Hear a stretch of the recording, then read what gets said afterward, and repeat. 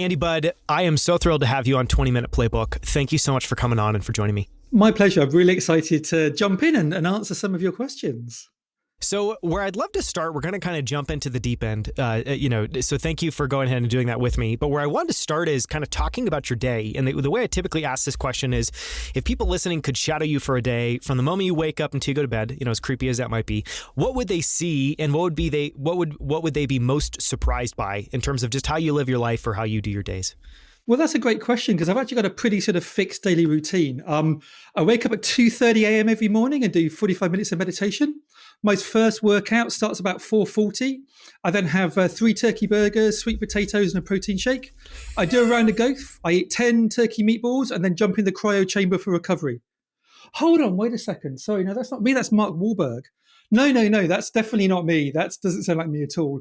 No, I don't have a particularly exciting kind of routine. I kind of wake up at sort of 6:37. I might try and get out and do a little bit of a walk around the block to try and get some light in my eyes, help reset the circadian rhythms. If I'm feeling good, if I'm in a good routine, I might do some exercise in the morning. I've got some kettlebells, chin-up bars and stuff like that. But actually at the moment, I've been a bit slack. So my training regime has kind of gone off the boil. Sometimes I go for a swim. Sometimes I do a little bit of rock climbing. But really, it kind of depends at the moment, depending on my mood. I kind of usually, kind of like have a pretty simple breakfast, get sort of stuck in about kind of 8:30. And my day is basically just hopping on calls. I'm an advisor, I'm a coach. I think, previously to the pandemic, I'd have been up and down in London and having lots of in-person meetings. But these days, it is really just kind of video calls, bit of a break, catch up, review what I'm meant to be doing, next video call. Yeah, so pretty standard stuff, really. Is there anything you do I'm guessing during some of these calls, there might be moments where you want to reflect or where you want to take time or where you want to try to process something. Is there anything that you do, whether it's going out for a walk, to try to help jog your mind when you're stuck on a problem, thinking about something?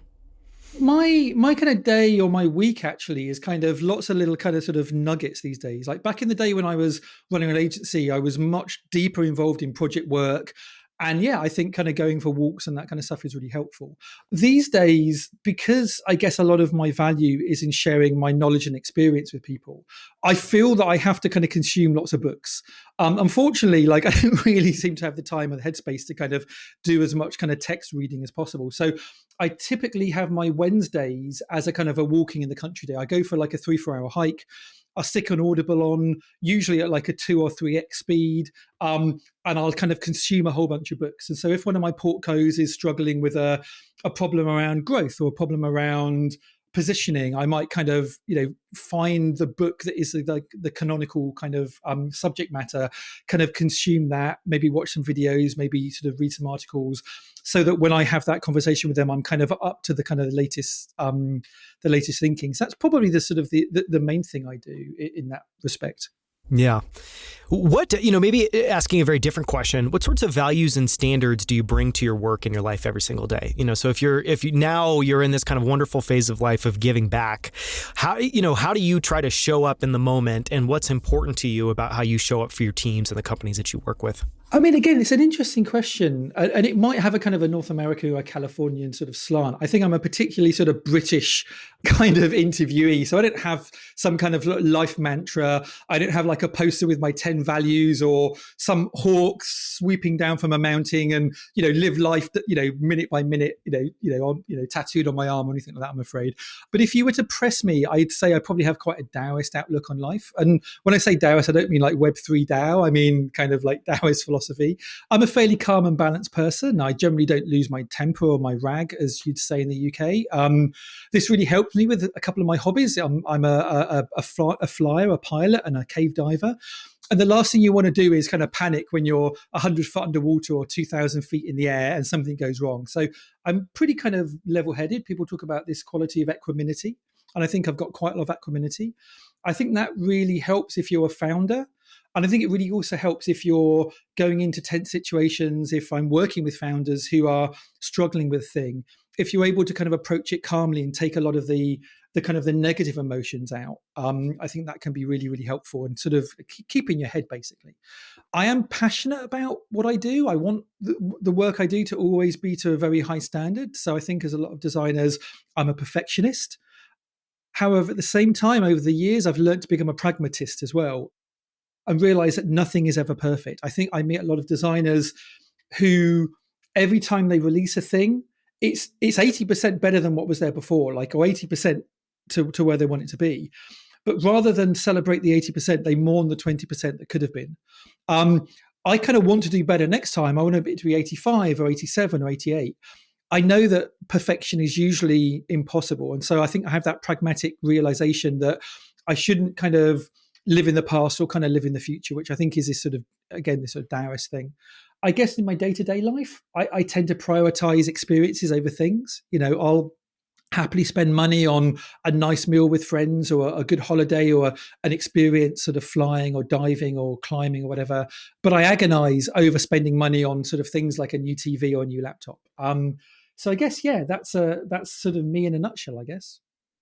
On the Taoist bit, I guess something I'm always curious when people talk about that is whether that was something that you've just always had, that's maybe a part of your upbringing, just a part of your disposition as a person, or whether it's something you've had to develop. Talk a little bit about that. That's a really interesting question. And honestly, I don't know. I mean, my brothers, who are older than me, went to university, I guess, in sort of the 70s and sort of discovered, Taoism and Buddhism and had all these books kicking around home. And so when I was growing up, I kind of read them, and I'm not religious. And so I see these things as more of a philosophy or a way of life. But I kind of read a lot about kind of Buddhism and this sort of idea of like life is suffering and nirvana is about breaking this chain of suffering.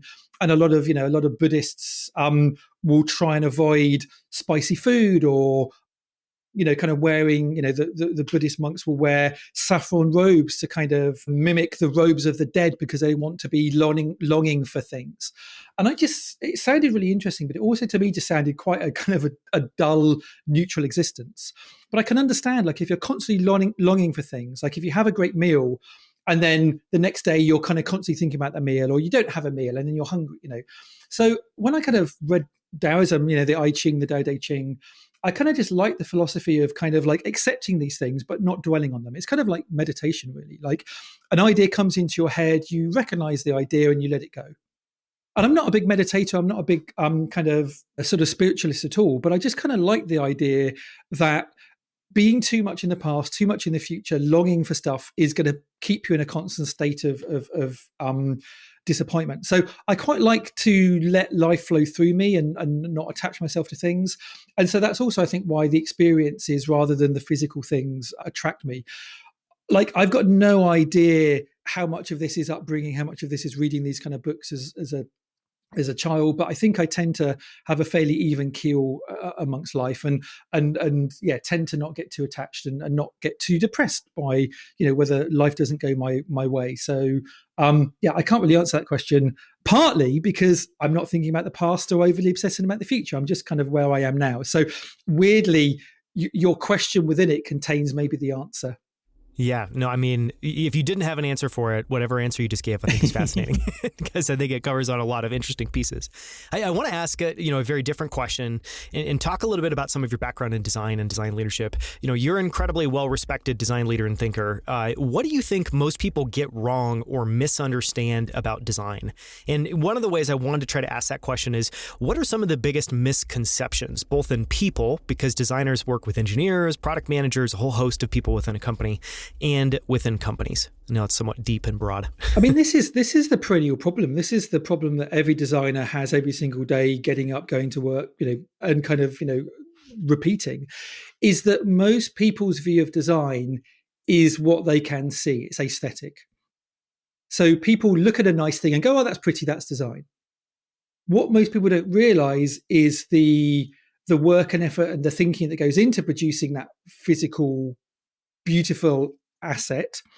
And actually, how design isn't just about how something looks, it's about how something works and about how people experience it. And the sort of really good designers are, not just doing visual design, they're doing interaction design, they're understanding how people flow through a system, they're doing experience design, they're understanding what the experience is going to be like of using a product and service. But all of that stuff gets lost. And I think that's a real shame. I think, I speak to a lot of founders who, when I suggest, hey, you should think about getting a designer, like, well, we don't need a designer yet because we're still figuring out what the product needs to do. And you're like, That's what design does. Their model of design is often, well, hey, we figure out what it does, we get the engineers to build it, and then we get the designers come in to make it look pretty. And yeah, sure, you can do that, but you are missing 80% of what the value the designers can bring. Designers, I think, I love engineers, and engineers have a real they love pulling apart products to understand how they work. Designers do that as well, but they're about pulling apart people. They're about pulling apart and understanding what makes people tick. And so having somebody on the team that can understand what makes people tick and create a solution that meets their needs, I think is gold. And actually, I often argue that designers are usually, or at least design, is the source of product market fit. And if you don't have a designer on board, then you're unnecessarily reducing your ability to reach that product market fit as quickly as possible. Yeah. I mean, I totally agree with the way that you framed it up and this idea that design is brought in at the end, almost to like take what we've made and make it look great, just kind of add a coat of paint on it. How do you think that we change that perception and get people to understand that design needs to be further upstream? Because it almost seems in many ways like something that could never happen, or at least will only happen in a small percentage of companies. And again, this is a thing with a lot of my coaching clients. Their big thing is wanting to get their organizations to appreciate design more. I think the challenge is what we do is we try and prove it intellectually. We'll put that big deck together once a year, opportunity to pitch to the CEO, and we'll pepper it with quotes from Jared Spool, from graphs that go up to the right showing how design focused companies perform better. And, we'll have a picture of an iPod or an iPad or a Nest thermostat. And we'll go, hey, don't you see, can't you see the obvious thing that's in front of you? And, the answer usually is, well, that's great, but we're not an FTSE, or kind of, S&P 500 company. We're not Apple, we're not Airbnb. This has no relevance to us. And we're not buying into your high thesis because it's usually highly theoretical. The best way to demonstrate it is to show value. The best way to demonstrate it is to be that designer that joins the team and helps the founder solve the problems they didn't realize design could solve. They thought they needed to hire an engineering manager, or they needed to hire a product manager, or they needed to hire a marketing person, or a go-to-market specialist. And suddenly they're amazed. Wow, I didn't realize that designers did this. I think this is one of the reasons why design sprints have become so popular. I think a lot of executives see design sprints as a way of cutting down budget because it's like, hey, like this thing that used to take us 6 weeks, we can do it in a week. But what ends up happening is those executives come to a design sprint. They see all the stuff the designers are doing. Well, they're doing research. Oh, they're testing prototypes. Oh, they're testing hypotheses. Oh, they're doing workshops. They're building maps. They're modeling. And actually, the visual design stuff usually is like on day sort of 3, 4, 5. And even once they've done that, then we're going out and we're testing it with the market. And suddenly you see these light bulbs pop over executives' heads going, oh, wow. If this is what designers actually do, I can see how they can add value over here. I can see how they can add value in helping us figure out what the next problem is we're going to solve, what the next product is we're going to deliver, help them help us figure out this go-to-market strategy, this tricky problem. Because I think at the end of the day, design is people talk about design thinking, and there is a process and a way of approaching a problem that is very unique to designers that I think executive teams often miss, and designers can kind of bring that approach, which they're sort of struggling to kind of solve. So yeah, that would be my answer, I guess. Yeah, that was brilliant. I'd love to talk about areas where you have an edge or a superpower. And the way I want to ask this is, if you were to kind of zoom out and think about yourself objectively, it's always difficult to do. What do you think of as your edges or superpowers, and how do those help you day to day, or how do those show up in your life and your work? I'm not really sure I have a superpower, but I think I'm a pretty good communicator. I think I take complex ideas and can present them in ways that are mean to people, and storytelling. I speak at a lot of conferences. I'm usually not the most knowledgeable person on the subject. I'm usually not the most experienced person on the subject and the most published person on the subject. But what I can do is I can present that information in a way that kind of lands and resonates. And I think being a good communicator is a great skill to have, whether you're a designer, a PM, an entrepreneur, because a lot of, I think, the day-to-day challenges we face in our workspace is an inability to really communicate our value, our vision, our output. And actually a lot of the kind of the roadblocks, a lot of the misunderstandings, a lot of the things that slow us down are because the picture I had in my head, I've been unable to communicate to that next person. And I think this is another reason why designers have a superpower, because designers are often able to extract that vision in a visual way and then play it back to the person and say, hey, look, you've said you wanted X.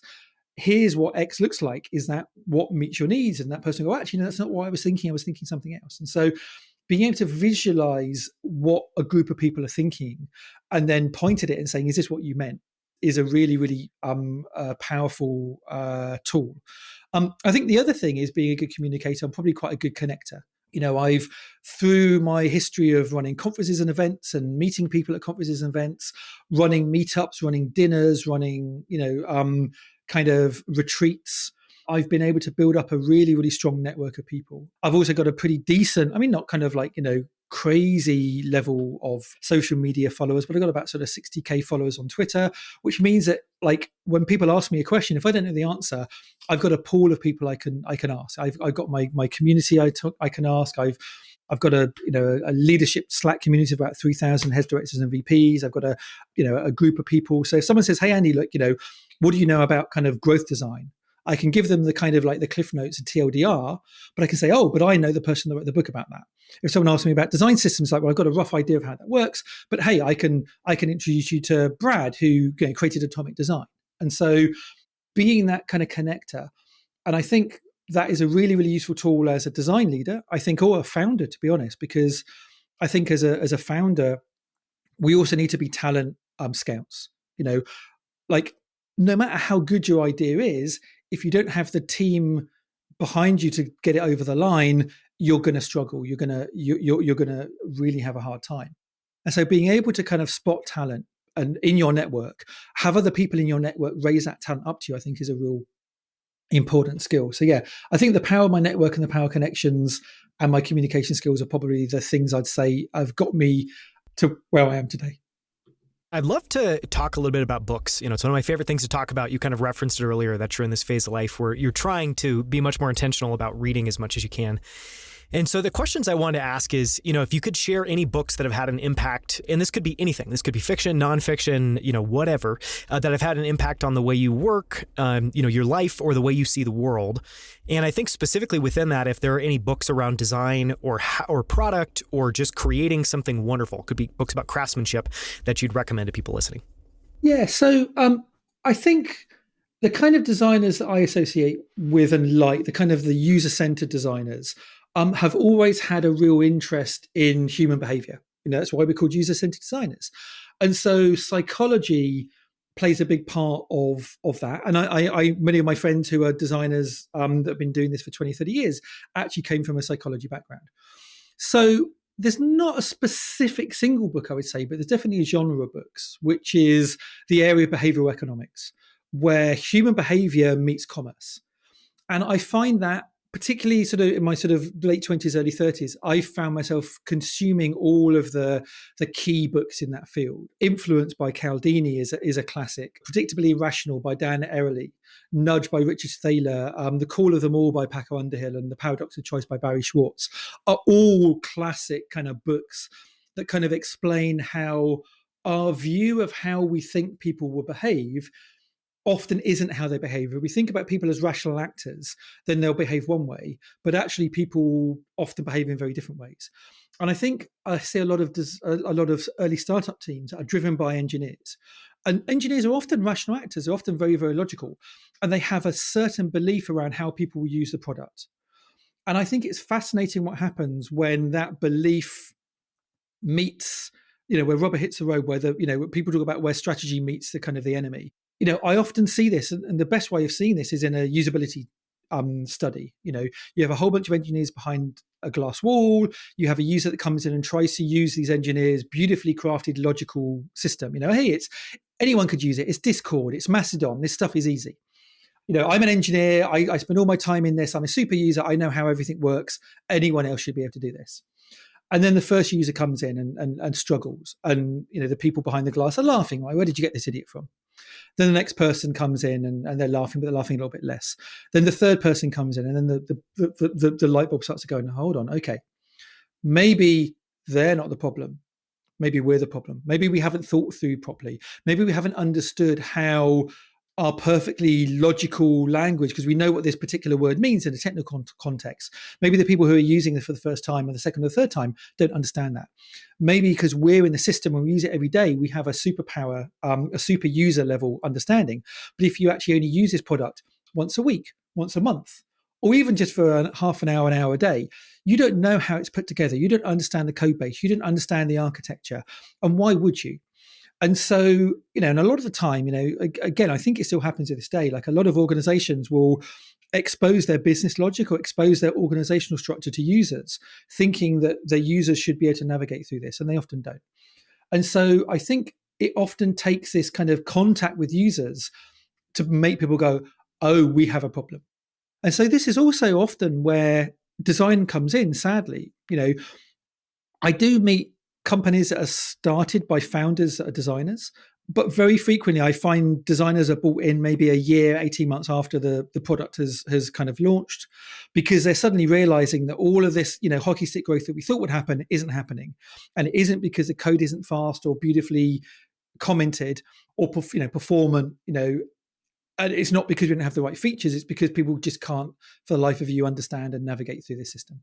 I'd love to, kind of switch tacks and go back and talk a little bit about your design background. One of the things, that you've done is you've run an incredible number of design conferences. You brought together thousands and thousands of people around the globe at a number of, incredible events.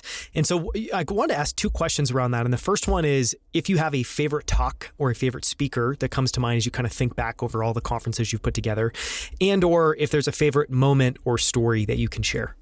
I mean, I guess, yeah, I've got two of those. I think, one of my favorite talks was one probably from about 15, 20 years ago. I think maybe sort of South by Southwest 2005 or 2006.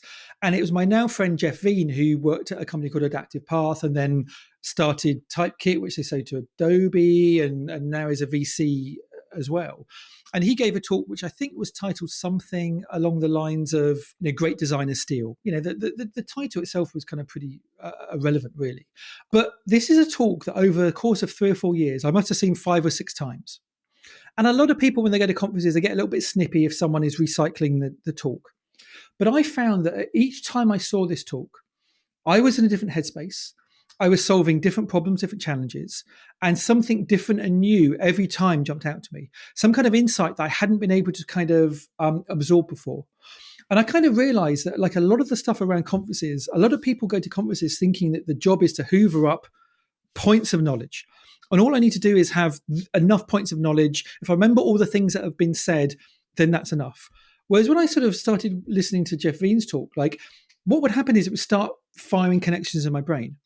And they weren't even necessarily about the thing he was saying. Sometimes it was a turn of phrase or a kind of like an aside, but it had this kind of like sort of effect of like joining all my synapses together, go, wow, I've had some kind of insight that I didn't have before.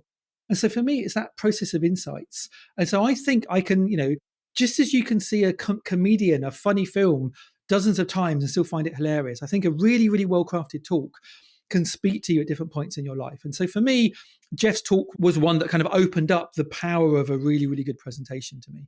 In terms of my own experiences with the conferences I've run, I've seen lots of amazing speakers. But one that stands out was a Disney animator, a legendary Disney animator called Glenn Keane. And he gave a talk at UX London maybe 6 or 7 years ago. And his talk was just so emotionally charged in an uplifting way that like by the end of it, almost the whole audience was in tears, including myself. I had to get up on stage. I'm kind of like tearing up a little bit, kind of even thinking about it. Like I had to get up on stage after this sort of emotional journey and sort of say thank you. And I was kind of like, kind of my voice was wavering or whatever. And it was partly, I think, well, 2 things really. I think first of all, being a Disney animator, he was a masterful storyteller. So he was just able to tell this story of a career, like a whole lifelong career. This was also somebody who was maybe in their 60s and 70s. And he got up on stage and he demoed like 3D virtual painting tools using an Oculus Rift that he was working on now. It was like, I think it gave the whole audience this idea that, hey, look, because I think a lot of designers were going through some kind of midlife crisis thinking, well, like, I'm 30, I'm 40, what am I going to do? And so seeing this kind of like 60, 70-year-old designer who was still in their prime who were still using cutting edge technology and was able to kind of like demonstrate their enthusiasm and sort of lust for life, I think made everybody in the audience go, wow, like if I could be half that person, like, at their age, like I'm going to be happy with my career. So that was a really, really uplifting moment for me.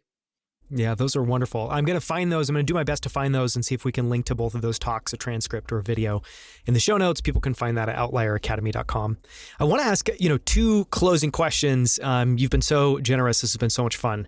And the first one is, I'm going to kind of ask the impossible, which is if you were to try to distill your ironclad principles around design, the things you've learned that are timeless, that aren't going to change, and just, be able to kind of briefly impart those on people listening, what would those principles or rules be?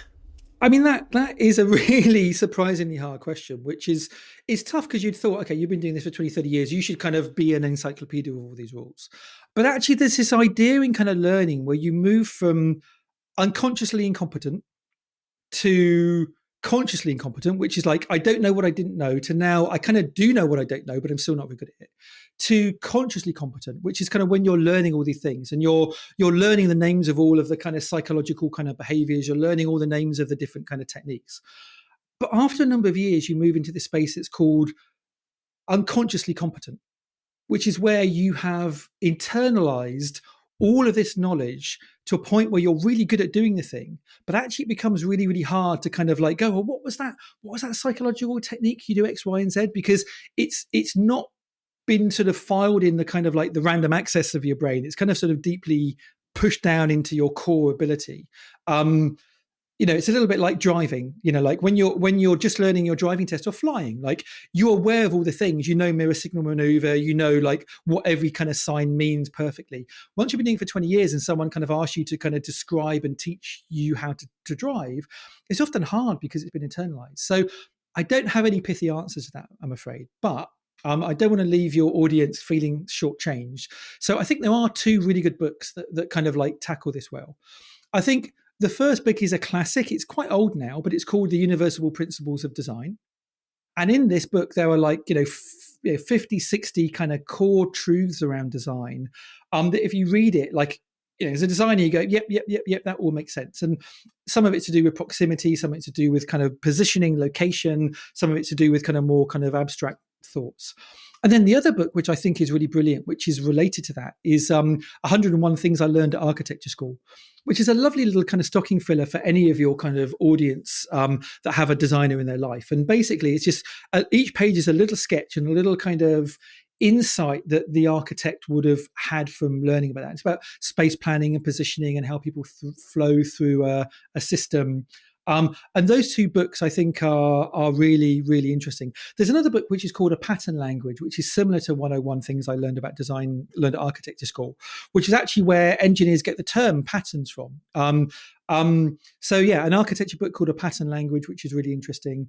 And then there's another book, last book, which the name escapes me at the moment, but it's by a guy called Ken Watanabe.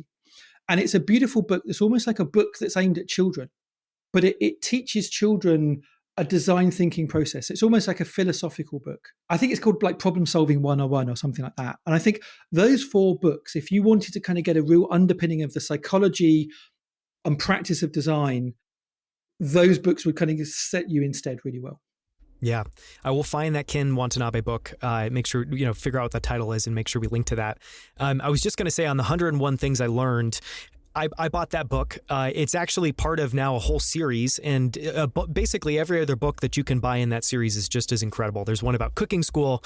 There's one actually that I found fascinating around law school. If you've ever, for anyone who's done venture capital, for anyone who's done, I guess, anything involving law, you start to get curious about actually what the heck is law? What does that look like? And what are some of the principles? And that's one of the best books I found that you can read on that. So anyways, huge plus one to that book and that whole series. Last question. If you could go back to the start of your childhood or the start of your career and whisper a few words of wisdom or reminder in your ear, what would you tell your younger self, and is there any advice you would give them? Oh yeah, I've got one which is buy Apple stock. Does it matter if you feel it's overvalued? It's true. If you look at it and go, well, this is crazy, like this is never going to go higher, it will go higher. But other than that, no. I mean, again, in all honesty, I think I did pretty well. I think I've turned out pretty well. So I kind of don't want to go back in time in some kind of weird, creepy sort of Biff Tannen way and try and tell my kind of younger self, like, I've got to get the almanac, I've got to do X, Y, Z. But again, I think that goes back to the thing we were saying about kind of Taoism, about not regretting past choices or worrying overly about sort of future choices. Like, I am where I am. I think I turned out pretty well. And I actually think, if I did go back in time and whisper into my ear about a thing, I'll probably mess it all up. That whole kind of like going back on time, accidentally sort of wandering off the path, standing on the wrong kind of butterfly. And when you come back into the future, suddenly, the Germans won the war or dinosaurs didn't exist. And so I'm kind of perfectly happy where I am, to be honest. Don't touch it. It's worked out great so far. Well, thank you so much. It's a perfect note to end on. I really appreciate you spending time and joining me. So thank you, Andy. My pleasure.